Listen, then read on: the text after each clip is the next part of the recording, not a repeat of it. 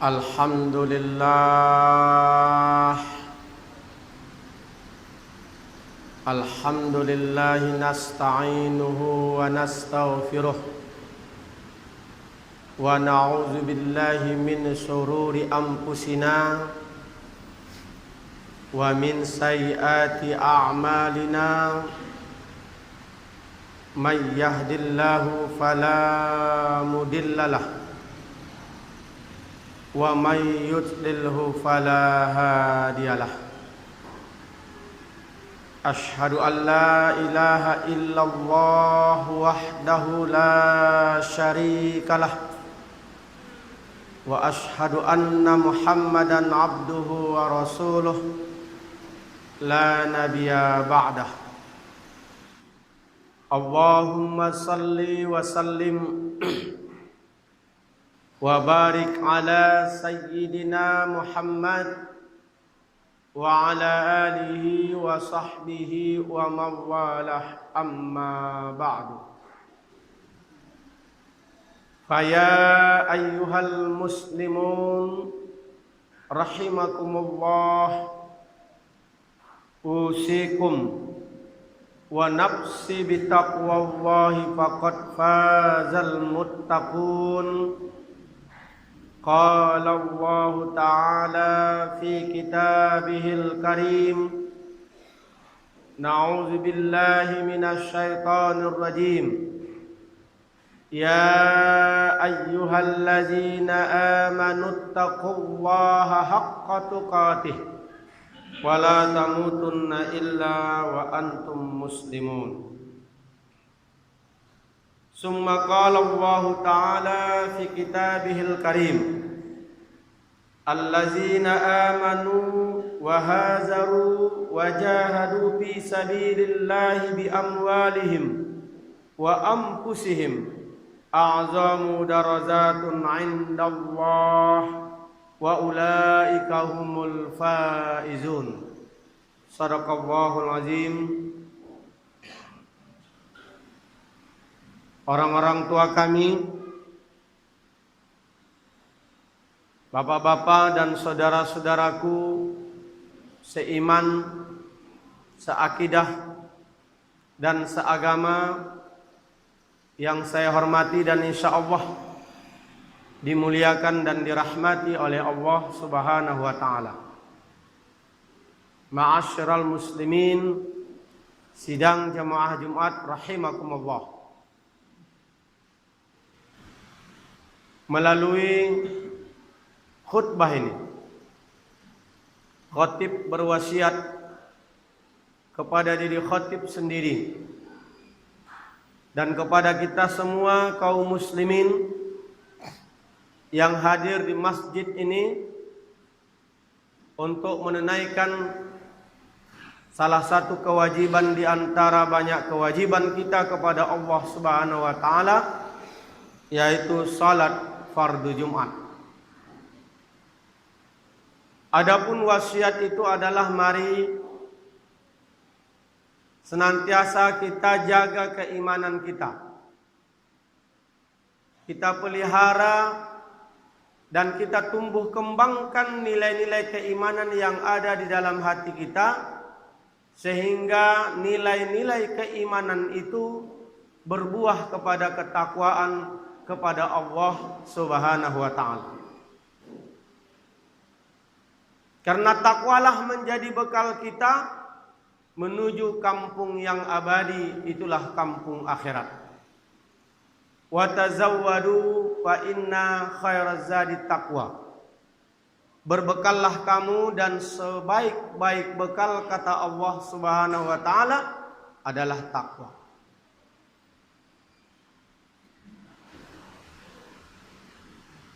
Dan juga menjadikan kita mulia di sisi manusia, orang-orang beriman, dan terutama mulia di sisi Allah Subhanahu wa Ta'ala, tidak lain dan tidak bukan juga adalah karena takwa.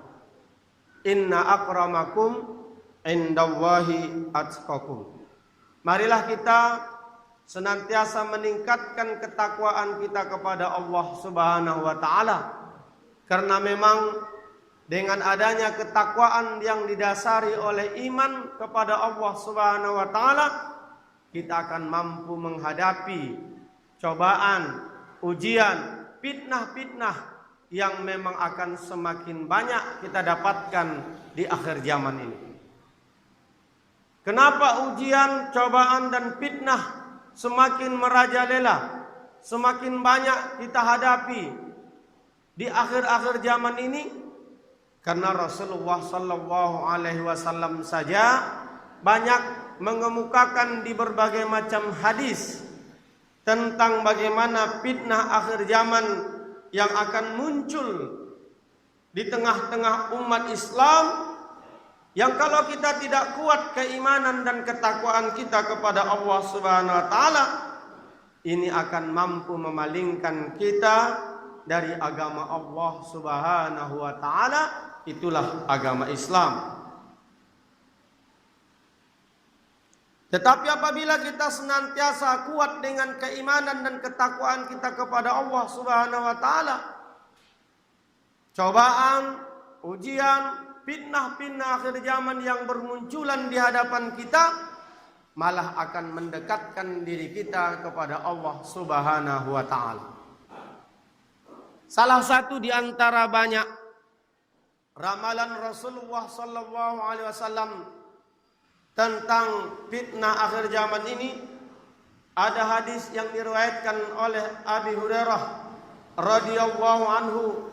Dia berkata, qala Rasulullah sallallahu alaihi wasallam, telah bersabda Rasulullah sallallahu alaihi wasallam, yang kata Rasul, yataqaribuz zaman wa yuqbadul ilmu wa yazharil fatud wa yulqas suhu wa yaktur al harzu. Qalu wa mal harzu? Qala al qatl. Rasulullah sallallahu alaihi wasallam bersabda, kata Rasul, yataqarrabuz zaman, waktu akan semakin terasa dekat. Ma'asyiral muslimin, rasa-rasanya barusan saja kita merayakan 1 Muharram 1438 Hijriah. Ternyata hari ini sekitar 10 atau 9 hari yang lalu kita juga sudah merayakan tahun baru Islam 1439 Hijriah. Seolah-olah 1 tahun jaraknya itu seperti 1 bulan saja, tidak terasa. Bahkan kadang-kadang kita merasakan bahwa Jumat ke Jumat itu terasa seperti 1 hari. Bilangannya tetap, tetapi perasaan kita bahwa waktu itu begitu cepat berlalu.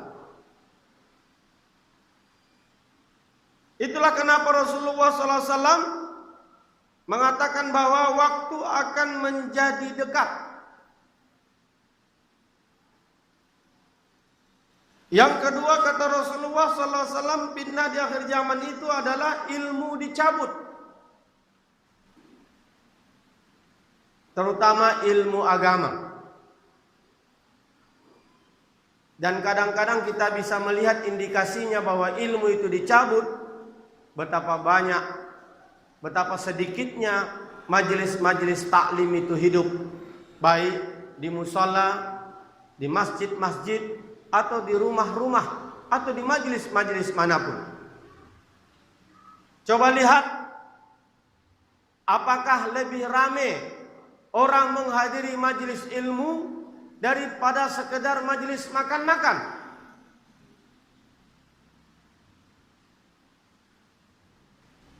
Hari ini di mana kita sholat Jumat diwajibkan untuk mendengarkan khutbah. Khutbah salah satu rukun membuat sah sholat Jumat kita. di dalam khutbah ada pesan ketakwaan kepada Allah Subhanahu wa taala. Tetapi mana lebih banyak orang yang menghadiri tadi malam wirid Yasin daripada menghadiri sholat Jumat?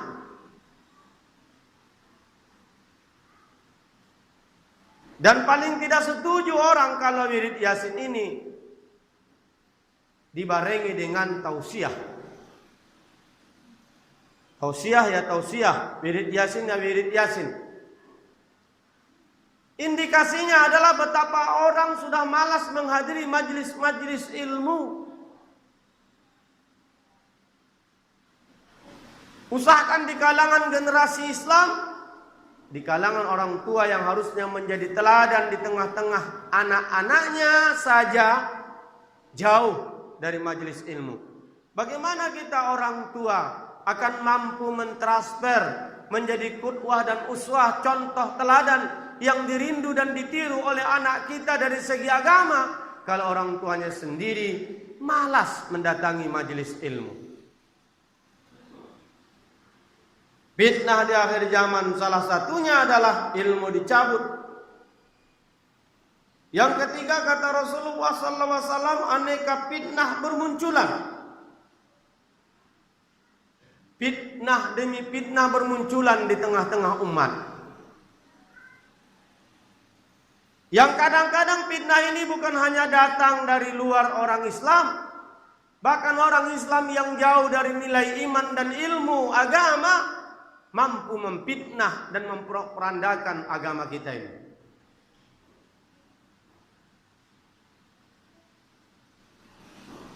Yang berikutnya kata Rasulullah SAW, kekikiran merajalela dan al-harju kian banyak. Sehingga para sahabat bertanya, qalu wa mal harju ya Rasulullah? Apa yang dikatakan al-harju ya Rasul? Rasul mengatakan al-harju itu adalah pembunuhan di sana sini, pembantaian. Ma'asyiral muslimin, sidang jamaah Jumat rahimakumullah. Apa yang diramalkan oleh Rasul dalam hadis ini, menurut pandangan mata kita seolah-olah sudah terjadi semuanya. Kekikiran yang merajalela, orang tertipu dengan dunia. Dunia bukan hanya sekedar dikuasai, tapi dicintai. Dunia bukan menjadi sesuatu yang digenggam di tangannya, tetapi sudah masuk ke dalam hatinya. Padahal Islam mengajarkan kita untuk menguasai dunia, tapi tidak mencintainya. Islam mengajarkan kita untuk menggenggam dunia di tangan, tapi jangan masukkan dia ke dalam hati. Orang-orang yang sudah mencintai dunia, sementara dunia ini tidak pasti.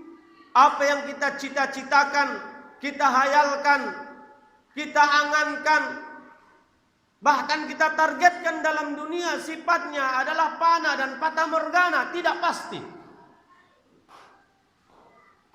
Tapi kehidupan surga itu pasti, mati itu pasti, kampung akhirat itu pasti.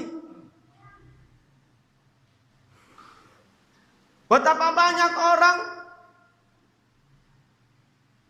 puntang-panting sana sini untuk memenuhi hasrat sejengkal yang ada di perutnya.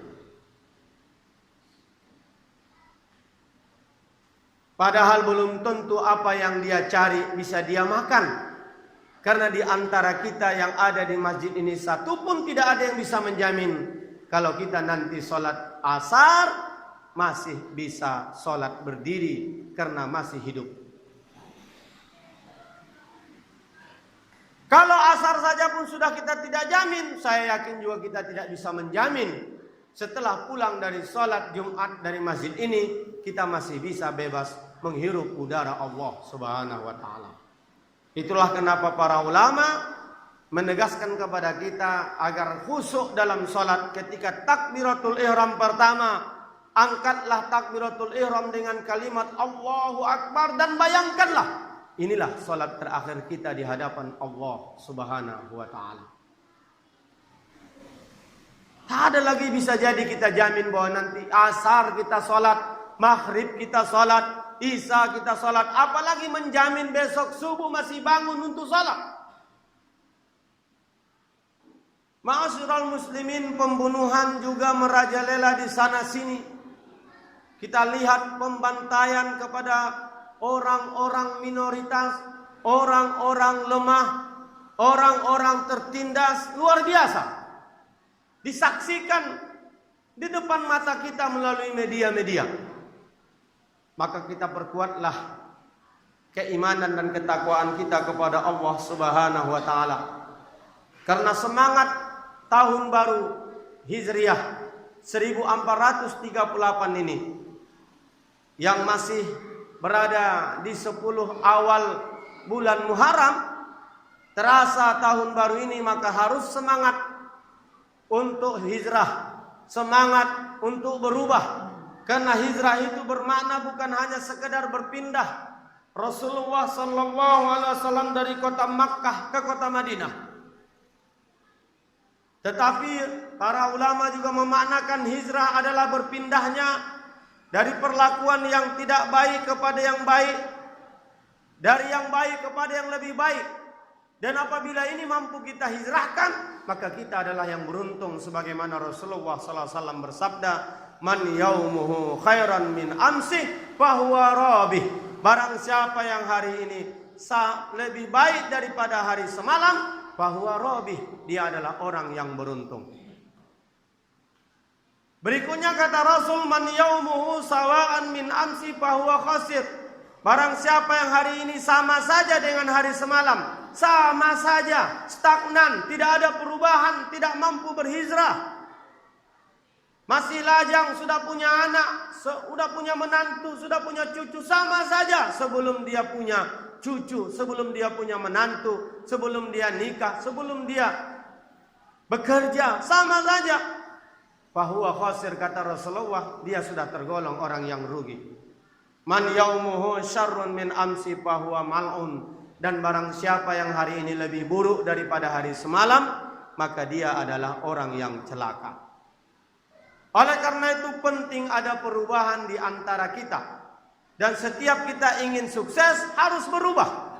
Dan setiap perubahan yang kita lakukan dengan hijrah pasti penuh perjuangan dan pengorbanan. Itulah kenapa Allah Subhanahu wa taala di dalam surah At-Taubah ayat 20 berfirman, "A'udzubillahi minasyaitonir rajim. Alladzina amanu," dan orang-orang yang beriman, "wa hajaru," dan yang berhijrah, "wa jahadu fi sabilillah," dan orang yang berjihad di jalan Allah, "bi amwalihim wa anfusihim," baik dengan harta maupun dengan jiwanya, "a'zamu darajatu 'indallah," Allah akan memberikan derajat yang tinggi kepadanya. Faulaika humul faizun, dan orang itulah orang-orang yang mendapatkan kemenangan. Syaratnya adalah beriman, lalu mau berhijrah, lalu mau berjihad di jalan Allah, maka kita akan mendapatkan derajat yang tertinggi di hadapan Allah. Oleh karena itu mari kita berubah dari hal yang tidak baik kepada yang lebih baik, dari yang kepada yang baik kepada yang lebih baik, dari pemikiran yang salah kepada pemikiran yang benar, dari budaya yang tidak islami kepada budaya yang islami, cara pandang ekonomi yang salah kepada cara pandang ekonomi yang syar'i. Saatnya lah Bapak cerdik kita membelanjakan kemana uang-uang rupiah kita belanjakan. Benar di dalam fikih bermuamalah dengan orang kafir itu boleh, diperbolehkan, tetapi beda adabnya. Kalau kita masuk ke toko orang kafir, langkahkan kaki kiri, keluar kaki kanan,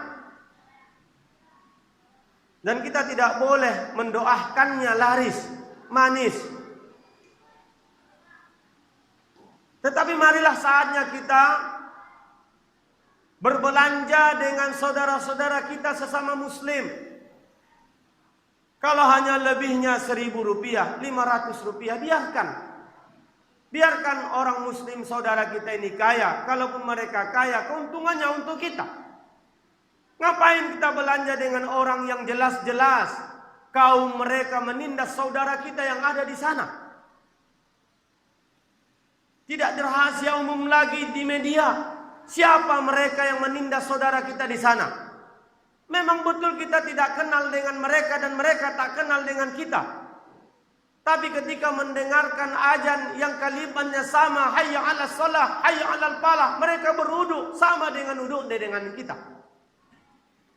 Ketika mereka melangkahkan kakinya ke masjid untuk salat, apa yang mereka ucapkan ketika mengangkat tangannya sejajar dengan bahu sama dengan kita ucapkan di sini. Allahu Akbar. Saudara kita di sana ketika tahiyat awal atau tahiyat akhir, ketika mengucapkan syahadat dan mengangkat telunjuknya sama dengan apa yang kita ucapkan di sini. Asyhadu an la ilaha illallah wa asyhadu anna Muhammadar Rasulullah. Itu saudara kita. Saatnya kita hijrah, berubah. Jangan bangga memberi produk-produk yang nyata-nyata dari kaum yang menindas kita. Pandai-pandailah menengok merek. Mana merek global yang membantu orang Yahudi, jangan beli. Memang dengan boikot ini kita tidak bisa berhasil secara ekonomi, tetapi Allah bukan ingin hasil yang kita buat, tapi Allah ingin melihat apakah engkau sudah termasuk orang yang berjihad, sungguh-sungguh berjuang, membela dan mencintai agamamu. Kalau tidak tadosa alias darurat, jangan masukkan kaki kita ke toko-toko yang jelas-jelas mereka beragama, yang agama mereka menindas saudara kita dengan hina di sana. Kalau memang kita berani, ucapkan sama mereka, maaf, aku kembali keluar, tak jadi membeli.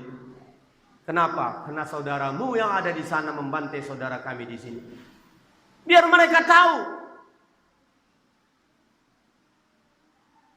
Walaupun dalam fikih boleh saja kita bermuamalah dengan orang sesama manusia walaupun dia kafir. Ma'asyiral muslimin sidang jamaah rahimakumullah.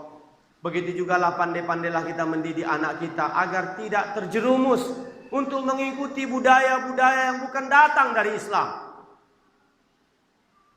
Jangan ngembus-ngembus lilin ketika ulang tahun. Hanya orang Majusi yang berdoa di depan api. Agama kita melalui Rasulullah melarang kita mengembus-ngembus makanan, meniup-niup minuman. Apatah lagi lilin di atas makanan, itu pula yang kita tiup. Haram hukumnya kaum muslimin memakai topi yang runcing ke atas, karena itu bukan topi kita. Dan sebagainya. Ma'asyiral muslimin, jadikanlah budaya Islam menjadi budaya kita. Dan jangan kita menjadi orang-orang yang sok ikut-ikutan ingin mengambil budaya orang, padahal budaya itu tidak sejalan dengan agama kita. Mudah-mudahan khutbah ini mengingatkan kita untuk senantiasa menguatkan keimanan dan ketakwaan kita kepada Allah Subhanahu wa taala, agar fitnah di akhir zaman mampu mendekatkan diri kita kepada Allah, bukan menjauhkan diri kita dari Allah Subhanahu wa taala. Dan terakhir, mudah-mudahan bagi yang meyakini hari ini adalah tanggal 9 Muharram dan besok adalah tanggal 10 Muharram, maka hari ini kita sudah bisa berpuasa Tasu'a dan besok kita berpuasa 10 Muharram. Walaupun Rasulullah SAW pernah hanya berpuasa di 10 Muharram, tak sempat berpuasa di tanggal 9-nya, tapi Rasul sempat bersabda tahun depan kita akan berpuasa dari tanggal 9. Namun Rasulullah sudah kadung wafat. Dia sempat ucapkan, tapi dia tidak amalkan. Tetapi bagi kita mengamalkannya, maka sudah termasuklah mengamalkan sunnah Rasulullah. Tapi ada juga umat Islam yang berkeyakinan bahwa tanggal 9 Muharram itu adalah besok. Kalau tanggal 9 Muharram adalah besok, maka mulailah malam nanti kita sahur dan berpuasa, dan akhirnya puasalah hari Sabtu dan hari Minggu, mendapat puasa tanggal 9 dan mendapatkan puasa tanggal 10 Muharram. Mudah-mudahan dengan semangat kita beribadah kepada Allah Subhanahu wa taala, Allah Subhanahu wa taala akan menjadikan kita lebih baik daripada umat-umat sebelumnya. Kenapa? Karena Rasulullah sallallahu alaihi wasallam sudah bersabda, "Al-ibadah fil harzi kahazaratul ilayya." Barang siapa yang beribadah di zaman penuh dengan fitnah, kata Rasulullah. Barang siapa yang beribadah di zaman penuh dengan pembunuhan, fitnah di sana sini, sama dia telah hijrah bersama denganku. Subhanallah. Kita tidak bisa ikut bersama Rasul hijrah dari Makkah ke Madinah dengan mengorbankan harta dan jiwa. Tetapi dengan penuh fitnah di akhir zaman kita ini, begitu keluar rumah nampak kita paha gadis orang, paha istri orang, jadi fitnah bagi kita. Begitu kita pergi ke pajak, banyak fitnah yang merajalela, banyak maksiat yang menantang kita. Fitnah dari seguru penjuru, tapi kita tetap beribadah kepada Allah Subhanahu wa taala. Maka kata Rasul, al-ibadatu fil harzi kahazratul ilayya. Barang siapa yang beribadah di zaman penuh dengan fitnah, samalah dia telah ikut berhijrah bersamaku. Barakallah li wa lakum fil Qur'anil Karim wa nafa'ani wa iyyakum bima fihi minal ayati wa dzikril hakim. Aku li qouli hadza fastaghfiru innahu huwal ghafurur rahim.